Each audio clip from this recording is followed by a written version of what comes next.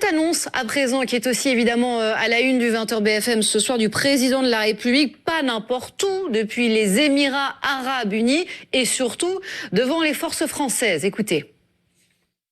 À l'heure des prédateurs, nous devons être forts pour être craints et en particulier forts sur les mers. J'ai décidé de doter la France d'un nouveau porte-avions.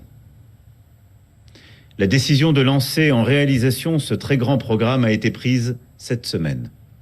Ce nouveau porte-avions sera l'illustration de la puissance de notre nation, puissance de l'industrie, de la technique, puissance au service de la liberté sur les mers et dans les remous du temps.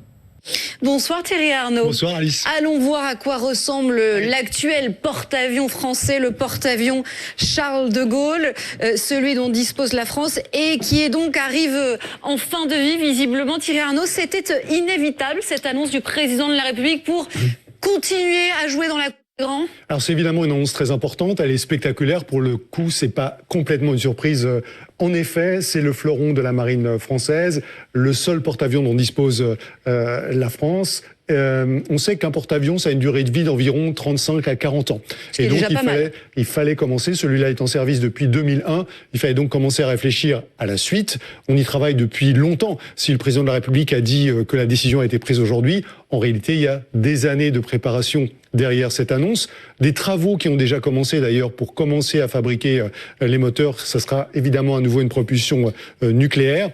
De ce point de vue, la décision de fait n'était pas encore prise jusqu'à aujourd'hui, mais c'est plus au fond une confirmation qu'une véritable surprise. On sera dans un instant avec un pilote d'avion de chasse qui va nous parler justement des prouesses techniques du futur porte-avions. Mais je voulais vous montrer une image, Thierry Arnaud, celle du porte-avions Gerald Ford de la marine américaine qui en dispose de plusieurs. Mais celui-là, le Gerald Ford, c'est le plus grand porte-avions du monde. C'est ça l'objectif de la France, de faire exactement comme les Américains, d'avoir exactement le même porte-avions? Alors exactement non, mais on va s'en inspirer évidemment. On va s'en inspirer dans les technologies, notamment les technologies qui servent à catapulter et à faire atterrir les avions. Vous savez que les avions sortent des perches, ils se posent sur des câbles, ils sont arrêtés par des câbles.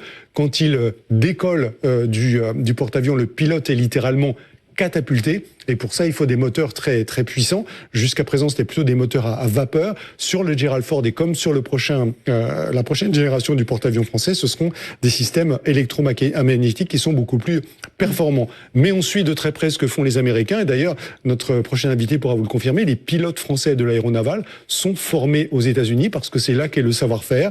Il y a une dizaine de porte-avions qui sont en service aujourd'hui aux États-Unis. Et il y a une base en Floride qui est dédiée à la formation des pilotes de l'aéronavale, sur laquelle sont formés les pilotes français aussi. Il est avec nous, Thierry Arnaud, c'est Pierre-Henri Chuet, ancien pilote de chasse dans l'aéronavale française.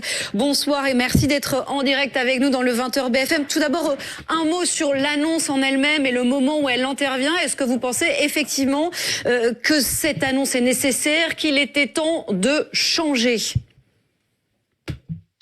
Oui, je pense que c'est Noël avant l'heure pour la Marine nationale, on peut le dire comme ça. On sait que c'était prévu, c'est nécessaire. Maintenant, le point qui est important de comprendre, c'est que contrairement à du drone, par exemple, quand on est sur un porte-avions, on est sur des projets qui nécessitent beaucoup de vision. Parce qu'un porte-avions, c'est un groupe aéronaval, c'est une multitude d'aéronefs et surtout, c'est une multitude de spécialistes. Vous allez avoir 1000 à 1200 marins pour mettre en œuvre le porte-avions et toutes les capacités à bord. Mais vous avez également besoin de construire un groupe aéronaval et ça prend des années, ça demande beaucoup de vision, beaucoup d'anticipation et c'est un plan RH qui doit se gérer sur des années.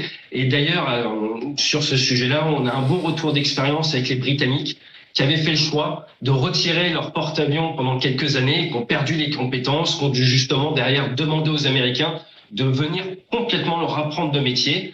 Donc la marine avait besoin de cette annonce pour pouvoir s'assurer de pérenniser la RH, pérenniser en fait la compétence pour nous permettre de continuer à savoir mettre en œuvre des avions thermonucléaires depuis la mer.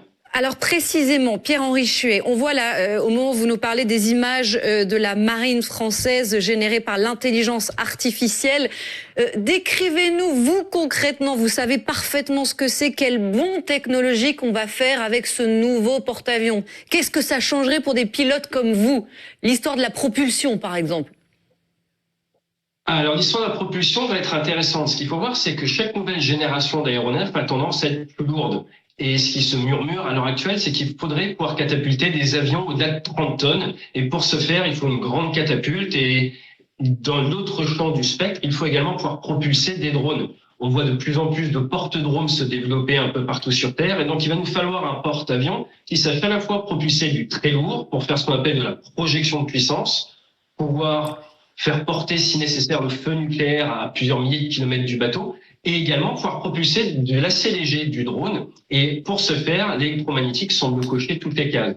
Je dis bien semble, parce que vous parliez tout à l'heure du président américain Trump, qui s'est montré assez critique ces derniers mois sur justement le Ford et sur ses catapultes électromagnétiques. Mais bon, il a quand même décidé de déployer le Ford au large du Venezuela, ce qui nous rappelle quand même que d'un point de vue dissuasion, c'est tout le rôle d'un porte-avions. On dit, c'est pour le Charles de Gaulle, 40 000 tonnes de diplomatie. Merci. Pour le prochain, c'est le Rex, 78 000 tonnes de diplomatie. Merci beaucoup, Pierre-Henri Chuet. La transition est toute trouvée en parlant de diplomatie. Parlons de ce changement de ton du président de la République à l'égard de Vladimir Poutine. Tout a commencé, c'était vendredi.